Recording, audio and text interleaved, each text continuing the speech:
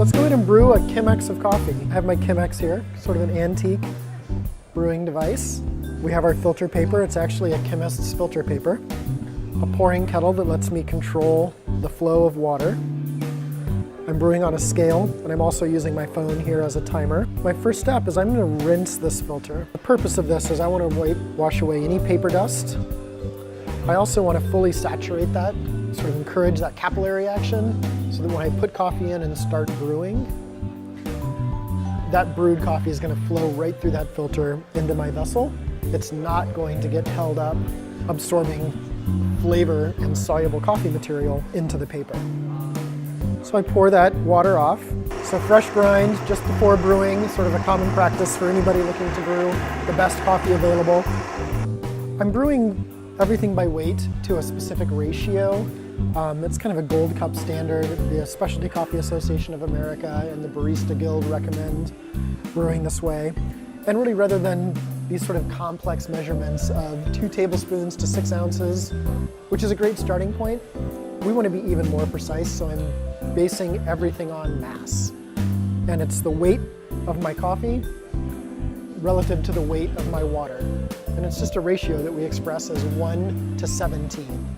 It's actually 1 and then a number between 16 and 18, but I usually start at a middling point. In practical terms, that comes out if you're brewing a liter of coffee, which is about 32 ounces. I'm going to use about 60 grams of coffee. In this case, I'm brewing slightly less. I'm going to brew 3/4 of a liter. I'm going to use 45 grams of coffee, 750 grams, which equals 750 milliliters, which is 3/4 of a liter, of water.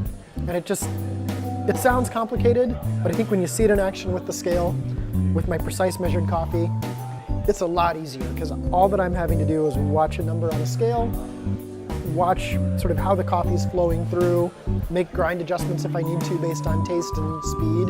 But at the end of the day, once those things are dialed in, I'm not having to use sort of imprecise measurements. So I add my fresh coffee to my Chemex. I'm going to fill my kettle with fresh water just off boil. I have this water kettle set to hold the water at 208 degrees. By the time I pour it into my kettle, transfer it over here, it's going to be right at that sweet spot for brewing coffee at the best flavor, between 198 and 202 degrees. I'm going to allow this coffee to bloom. And we've all bought bags of coffee and seen that there's a valve on the bag most of the time.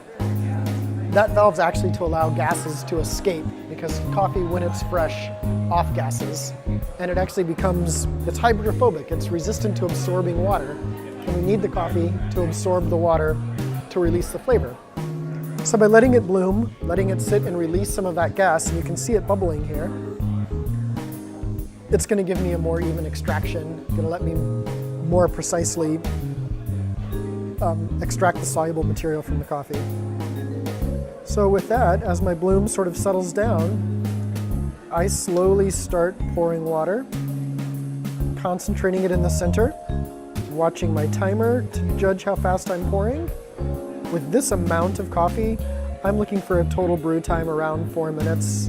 This coffee's been tasting really good, actually, slightly beyond 4 minutes. It's a fairly uniform color here. Watching my timer, watching my scale.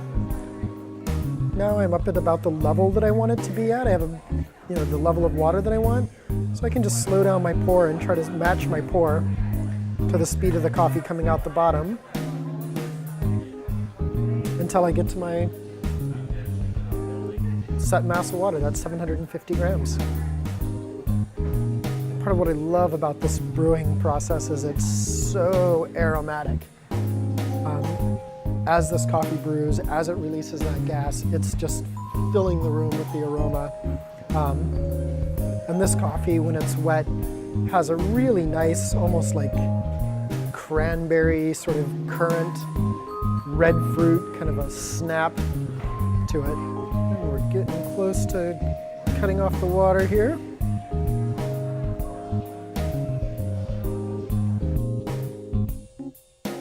Almost there, 75 grams of water away.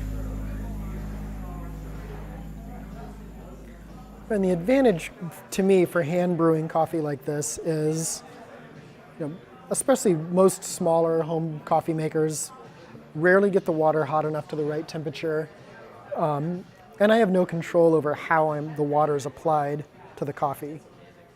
Whereas with this, I can control that speed. I can really watch and be engaged with my extraction and really pull out the flavors that I'm looking for in this coffee. I just love the simplicity of this, and I love the clean, filtered coffee taste where you get that sweet, sort of acidic forward coffee. I don't want the water to be in contact with the coffee for too long. If that happens, we can tend to over extract, which can lend some off flavors and have a cup that's not as delicious as it could be. And of course, the other side is we don't want it to be under extracted, where we have failed to pull out all of the delicious parts of that coffee. And it's in this brewing that it's so important. Coffee, we already talked about the producers that we're working with. This coffee came from Rwanda. So many people have worked so hard to get this coffee to this point that if the preparation falls apart in my hands as the barista, that's really a shame. I also like this brewing method because it gives me enough to make a cup to share.